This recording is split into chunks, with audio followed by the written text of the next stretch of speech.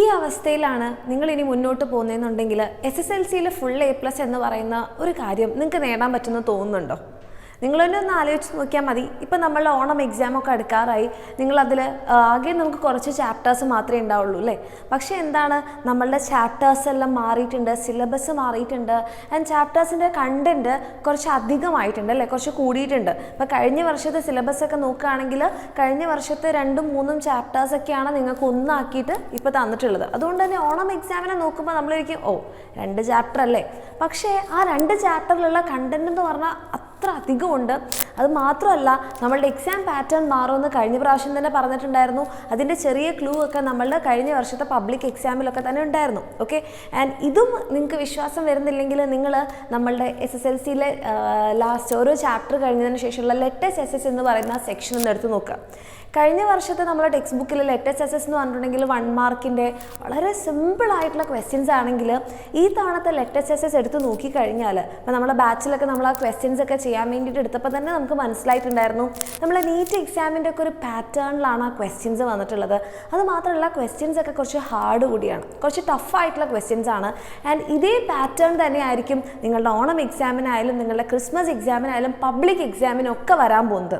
അപ്പം നമ്മൾ ആ കോൺസെപ്റ്റ് വളരെ കൃത്യമായിട്ട് മനസ്സിലാക്കാതെ ഈ തരത്തിലുള്ള ഈ മാറിയ പാറ്റേണിലുള്ള ക്വസ്റ്റ്യൻസ് ഒന്നും ചെയ്യാതെയാണ് നമ്മൾ ഓണം എക്സാമിന് പ്രിപ്പയർ ചെയ്യുന്നതെന്നുണ്ടെങ്കിൽ നമ്മൾ വിചാരിച്ച രീതിയിൽ നമ്മൾക്ക് ഓണം എക്സാമിനോ ക്രിസ്മസ് എക്സാമിനോ ഒന്നും തന്നെ ഫുൾ മാർക്കോ ഫുൾ A+ വാങ്ങിക്കാൻ പറ്റില്ല. ഇതൊക്കെ കേട്ടിട്ട് നമ്മൾ ടെൻഷൻ അടിക്കുകയാണോ വേണ്ടത്?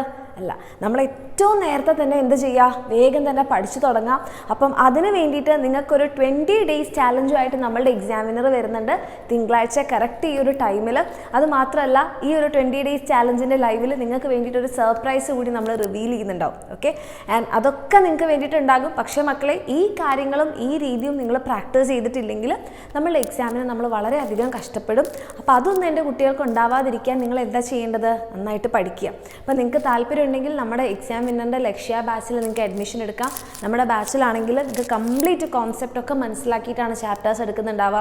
അതുമാത്രമല്ല, നമ്മുടെ ഈ മാറിയ പാറ്റേണിൻ്റെ രീതിയിലുള്ള ക്വസ്റ്റ്യൻസ് നമുക്ക് വർക്ക്ഷീറ്റിൻ്റെ രൂപത്തിലുണ്ടാകും, ലെറ്റേഴ്സ് SS ഉണ്ടാകും. ഇതൊക്കെ ചെയ്ത് പ്രാക്ടീസ് ചെയ്ത് നിങ്ങളുടെ എക്സാമിൻ്റെ പ്രിപ്പറേഷൻ നിങ്ങൾക്ക് കൂടുതൽ സ്ട്രോങ് ആക്കാനും കോൺഫിഡൻസോട് കൂടി എൻ്റെ കുട്ടിയൊക്കെ എക്സാം എഴുതാനും പറ്റും. ഇനി എക്സാമിൻ്റെ പാറ്റേൺ എങ്ങനെയൊക്കെ മാറിയാലും നമ്മളത് പ്രാക്ടീസ് ചെയ്താൽ തീരാവുന്ന പ്രശ്നമല്ലേ ഉള്ളൂ. അപ്പോൾ അതൊക്കെ ചെയ്യണമെന്നുണ്ടെങ്കിൽ എൻ്റെ മക്കൾക്ക് താഴെ കാണുന്ന നമ്പറിൽ മെസ്സേജ് ചെയ്യാം, അഡ്മിഷൻ എടുക്കാം. അതുമാത്രമല്ല, തിങ്കളാഴ്ചയുള്ള ആ ഒരു 20 ഡേയ്സ് ചാലഞ്ചിൻ്റെ ലൈവ് ആരും മിസ് ചെയ്യാതിരിക്കാം.